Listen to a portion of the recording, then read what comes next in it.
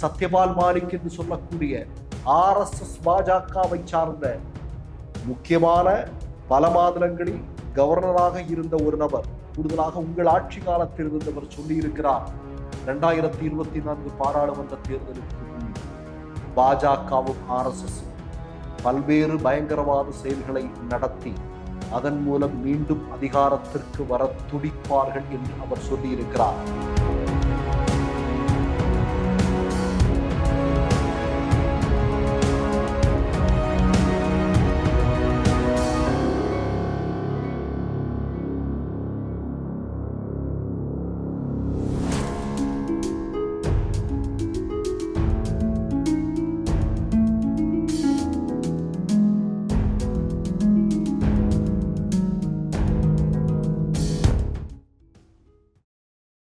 Malaysia, Singapore, Dubai நாடுகளில் குடியுரிமை வேண்டுமா?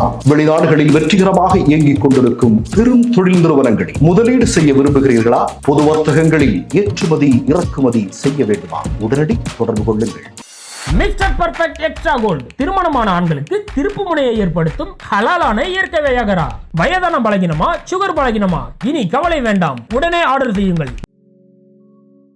இந்த சேனல் மக்களுக்காக செயல்படுகிறது என்று நீங்கள் நம்பினால், வாய்ப்பிருந்தால் எங்களுக்கு முடிந்த உதவியை செய்யுங்கள். வணக்கம். 56 இன்ச் மூடி இந்தியாவுடைய 130 கோடி மக்கள், சங்கிகளை தவிர்த்த அனைத்து மக்களும் உங்களை பார்த்து கேட்க விரும்புகிறார்கள். பாராளுமன்றத்தினுடைய மத்திய பகுதியில் யார் புகை குண்டுகளை வீசினார்கள்? எப்படி இந்த வீழ்ச்சி நடந்தது? பாஸ் வாங்கி கொடுத்த பாஜகவுடைய MP ஏன் இன்று வரையிலும் இப்போது வரையிலும் கைது செய்யப்படாமல் இருக்கிறார்?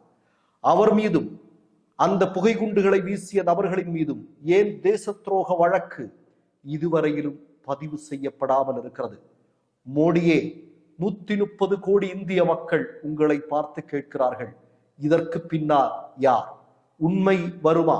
ஏனென்றால் சத்யபால் மாலிக் என்று சொல்லக்கூடிய RSS பாஜகவை சார்ந்த முக்கியமான பல மாநிலங்களில் கவர்னராக இருந்த ஒரு நபர், கூடுதலாக உங்கள் ஆட்சி காலத்தில் இருந்தவர் சொல்லியிருக்கிறார், 2024 பாராளுமன்ற தேர்தலுக்கு முன் பாஜகவும் RSSம் பல்வேறு பயங்கரவாத செயல்களை நடத்தி அதன் மூலம் மீண்டும் அதிகாரத்திற்கு வர துடிப்பார்கள் என்று அவர் சொல்லியிருக்கிறார். மோடியே, 130 கோடி மக்கள் மீண்டும் கேட்கிறார்கள் உங்களை பார்த்து, இவர்களுக்கு பின்னால் யார்? இவ்வளவு பெரிய பாதுகாப்பு இருக்கக்கூடிய பகுதியில் சர்வசாதாரணமாக ஷூவுக்குள்ள வச்சு இந்த புகை குண்டுகளை ஒருத்தங்க 4 பேர் சேர்ந்து எடுத்துட்டு வரான் அப்படின்னா, 56 இன்ச் மோடியே, இந்த பாதுகாப்பு சிக்கலுக்காக நீங்கள் உடனடியாக பதவி விலக வேண்டாமா? Nation wants to know. யார்கிட்ட கேட்கறது தெரியுமா? அர்னாப் கோஸ்வாமி முதல் இன்றைக்கு இங்க இருக்கக்கூடிய தினமலம், அதே மாதிரி RSSக்காக துதிபாடி கொண்டிருக்கக்கூடிய பத்திரிகையாளர்களை பார்த்து நாங்கள் கேட்கிறோம். 130 கோடி இந்திய மக்கள் கேட்கிறார்கள், என்னடா பண்ணிட்டு இருக்கிறீங்க? கக்கூசுக்குள்ளே இருக்கிறீங்க. இவ்வளவு பெரிய பிரச்சனை நடந்திருக்கு, ஏன் இது மிகப்பெரிய விவாத பொருளாக மாறவில்லை? இன்றைக்கு காலையில ஒரு பத்திரிகையில பாக்குறேன், என்ன மாதிரி செய்தி போட்டு தெரியுமா? மக்களவையில் இருவர் புகுந்ததால் அதிர்ச்சி.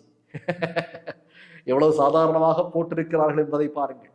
மோடியினுடைய ஆட்சியில் மோடி கட்டிய பாராளுமன்ற கட்டிடத்திற்குள் 2 நபர்கள் புகுந்ததால் அதிர்ச்சி, அவ்வளவுதான், வேற ஒன்றும் இல்லை, பெரிய பிரச்சனையே கிடையாது இது. ஆனால் இந்த 4 பேரில் ஒருவருடைய பெயர் மாலிக்காக இருந்திருந்தால், இந்த 4 பேருடைய பெயரில் ஒருவருடைய பெயர் ரசாக்காக இருந்திருந்தால், இப்போது குற்றம் சாட்டப்பட்டிருக்கிறது அல்லவா, ஒரு பாஜக MP ஒருவன், அவனுக்கு பதில் ஒரு காங்கிரஸோ கம்யூனிஸ்ட் கட்சியோ திமுகவை சார்ந்த MP ஆக இருந்திருந்தால் இந்த ஊடகங்கள் என்ன செய்திருக்கும்? மோடியை, இதையும் நாங்கள் உங்களிடமிருந்து கேட்க விரும்புகிறோம் இல்லையா? இவ்வளவு பெரிய அளவிலான ஒரு பெரிய, அதாவது நடுங்கக்கூடிய அளவுக்கான ஒரு சம்பவம் நிகழ்ந்திருக்கிறது, பாராளுமன்றத்தினுடைய மத்தியில் நிகழ்ந்திருக்கிறது. ஆனால் ஊடகங்கள் என்ன செய்து கொண்டிருக்கின்றன? ஊடகங்கள் வழக்கமாக என்ன செய்யுமோ அதை செய்து கொண்டிருக்கிறார்கள், ஷூவை நக்கி கொண்டிருக்கிறார்கள். அதுதான் நடந்து கொண்டிருக்கிறது. நான் திரும்ப ஒரு செய்தியை சொல்கிறேன், இது இன்று நேற்று அல்ல, இவர்கள் ஆட்சி செய்யக்கூடிய காலங்களில் எல்லாம் இது நடந்திருக்கிறது. சரி, நேற்றைய தினம் இப்படிப்பட்ட ஒரு சம்பவம் பாராளுமன்றத்திற்குள் நடக்கும்போது பாஜகக்காரர்கள் துண்டக்காணோம் துணிய காணோம் என்று ஓடிய காட்சியை நாம் பார்த்தோம். ஆனால் நெஞ்சை நிமிர்த்தி கொண்டு ஒரு மனிதர் சர்வசாதாரணமாக என்ன நடக்கிறது என்பதை பார்க்கிறார், பயமில்லாமல். அதனுடைய பெயர்தான் ராகுல் காந்தி. அந்த புகைப்படம் இன்றைக்கு சமூக ஊடகங்களில் மிகப்பெரிய அளவில் வைரலாகி கொண்டிருப்பதை நீங்கள் பார்த்திருப்பீர்கள். அந்த கயவர்களை, இந்த தேச துரோக செயலில் ஈடுபட்ட நபர்களை பிடித்தவர்கள் யார் தெரியுமா? பாஜக பாராளுமன்ற உறுப்பினர்கள் அல்ல. அவர்கள் உயிரை பிடித்துக் கொண்டு ஓடுகிறார்கள். பிடித்தவர்கள் என்று சொல்வது காங்கிரஸ் கட்சியினுடைய பஞ்சாபை சார்ந்த மிக முக்கியமான பாராளுமன்ற உறுப்பினர் குர்ஜித் சிங். அதே மாதிரி நீங்க பாத்தீங்கன்னா சிவசேனா கட்சியை சார்ந்த அரவிந்த் சாவந்த், அதே மாதிரி RRB கட்சியை சார்ந்த ஹனுமான் பேடி. இவங்க 3 பேரும் சேர்ந்துதான் அந்த கயவர்களை, அந்த தேச துரோகிகளை, படுபாதக செயலில் ஈடுபட்டவர்களை பிடித்திருக்கிறார்கள். இந்த நேரத்தில் இதையெல்லாம் பார்த்து கொண்டு சிறிதும் அசையாமல் நெஞ்சுரத்தோடு நின்ற ராகுல் காந்தியை இந்த 130 கோடி மக்களும் பார்த்து, நிச்சயமாக இப்படித்தான் இருக்க வேண்டும். ஒரு தலைவன் என்பதும் இப்படித்தான் இருக்கும். உயிருக்கு பயந்து ஓடுறது அப்படிங்கிறது இல்லை.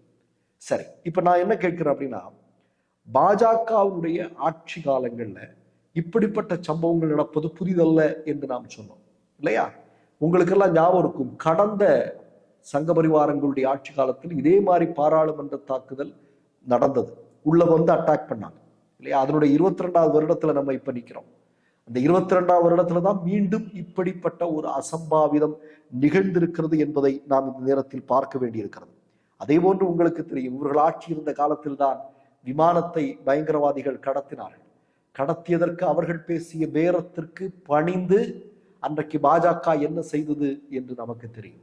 இன்றைக்கு அருணாச்சல் பிரதேசத்தில், நம்முடைய நாட்டினுடைய அருணாச்சல் பிரதேசம் என்று சொல்லக்கூடிய மாநிலத்தினுடைய பெரிய பகுதி இன்றைக்கு சீனாக்காரன் பிடிச்சு வச்சிருக்கிறான். இப்ப நாட்டை கொஞ்சம் கொஞ்சமாக இழந்து கொண்டு வருகிறோம். நாட்டில் இருக்கக்கூடிய மக்களுக்கு பாதுகாப்பில்லை. ஆனால் இவர்கள் சொல்கிறார்கள், நாங்கள் 56 இன்ச் என்றும் அதே மாதிரி அரசியல் சாணக்கியன் என்றும் எங்கள் ஆட்சியில் இந்திய நாடு ஒளிர்ந்து கொண்டிருக்கிறது என்று. நான் கேட்கிறேன், பாராளுமன்றத்திற்குள் இருக்கக்கூடிய, இவ்வளவு பெரிய பாதுகாப்பிற்குள் இருக்கக்கூடிய பாராளுமன்ற உறுப்பினர்களுடைய பாதுகாப்பிலே இவ்வளவு பெரிய அச்சுறுத்துதல் இருக்கிறது என்றால், இந்திய நாட்டு மக்களுடைய பாதுகாப்பில் எவ்வளவு பெரிய அச்சுறுத்தல் இருக்கிறது? நாம் எல்லாம் எவ்வளவு பயந்து வாழ வேண்டியது இருக்கிறது? இப்படியா ஆட்சி நடத்த வேண்டியது மோடி? இப்படியா ஆட்சி நடத்த வேண்டியது RSS? இப்படியா ஆட்சி நடத்த வேண்டியது அமித்ஷாவே? சரி, இதெல்லாம் ஒருபுறம் நடந்து கொண்டிருந்தது. மறுபுறம் இந்த சம்பவம் நடந்து முடிந்ததும் அந்த கையில இருக்கக்கூடிய அந்த ஒரு குப்பி இருக்கு இல்லையா, புகைக்குப்பி, அந்த புகைக்குப்பியினுடைய ஒரு துண்டை கையில் எடுத்துக்கொண்டு இந்த நாய்கள் வந்து எலும்பு துண்டுகளுக்காக சண்டை போடும் அல்லவா, இந்த புகைக்குப்பிக்காக சண்டை போட்டு மடியக்கூடிய, சண்டை போட்டு ஒரு மிகப்பெரிய அளவில் ஒரு கேவலமான ஒரு ஊடக அரசியலை செய்யக்கூடிய சங்க பரிவாரங்களுடைய அடிமை ஊடகங்களுடைய வீடியோ இன்றைக்கு சமூக ஊடகங்களில் மிகப்பெரிய அளவில் வைரலாகி கொண்டிருக்கிறது. பாருங்கள் இந்திய ஜனநாயகம் எவ்வளவு பாடுபடுகிறது என்பது.